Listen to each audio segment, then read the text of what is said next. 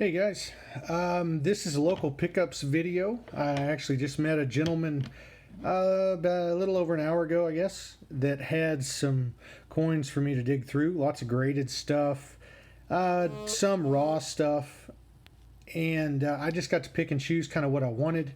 Didn't really have lots of money to spend, but he gave me some decent deals, and I've picked out some toned coins because that's kind of hot right now, and that's what everyone's showing. But I'll start with this one. This is probably the least intriguing out of all of them. This one and the next one.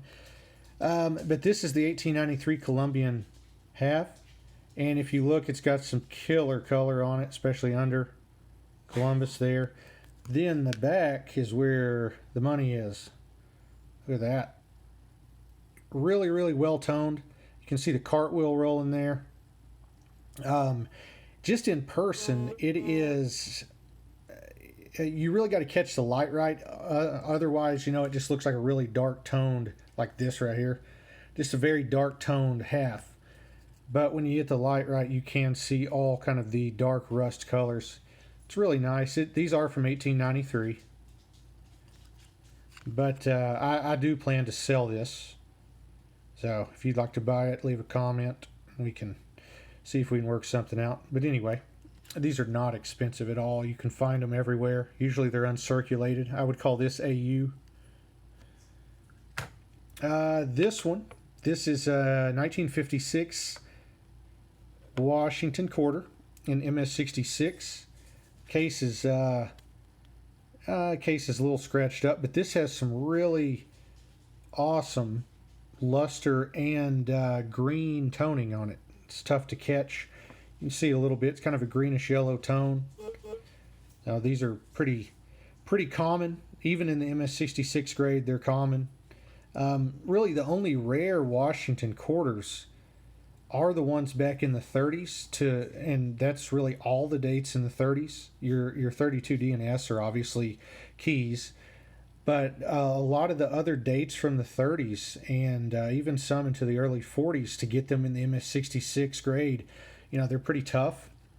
Some can get pretty valuable.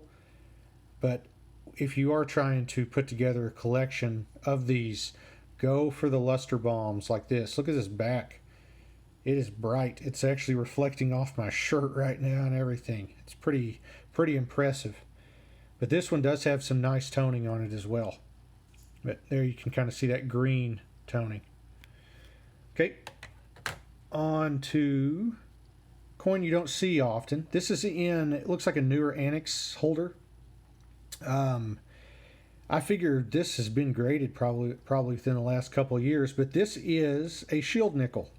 You do not see tons of these things, and I personally don't think they're very highly collected. They were well used.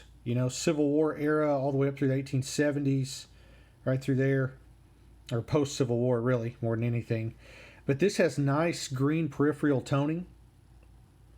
I think it spots up better than a VF30, honestly.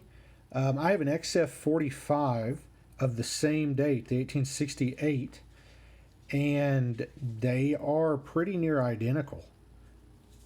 So mine that is an XF. It has a little bit more luster to it, but I really feel like this would have more luster if it wasn't toned on the outside. There is not a lot of filled going on in these coins because they're pretty busy. The back side of this, backside is a little more dull. It still does have some toning to it, but not near what the front was. The backside, this might be why it was marked down to that VF30. But this is also a coin that I am going to resell. You can get decent money for these if you can get in them okay. Now for the last two, and probably the best two. This is your 1881S, the super common Morgan. And there's so many 80s and 81Ss that are so well toned, and this is no exception. Kind of starts on the east side of the coin there and works its way across. Try to get some of that cartwheel going so you can see some of the toning on it. Case is a little beat up on this, so makes the coin look not as desirable as it is, but it is a very nice coin. It is not undergraded or anything. This is a very fair grade for an 81S. I personally believe they grade the 81Ss a little tougher because there's so many of them in mint state. The back is not nearly as well struck as you will see some of them. It's more of a flatter strike. So there's not tons and tons of detail. And it's not the greatest looking reverse of these 81Ss. I'm sure some of you guys have an 81S that just trumps this, but you know, for the money, I couldn't really pass up on this. I am going to resell it, but it is a toner. And now, this is the MS65 1887, and this has kind of that desirable, really flavorful toning right there at noon to 3 o'clock. It's the only place it's toned on the coin.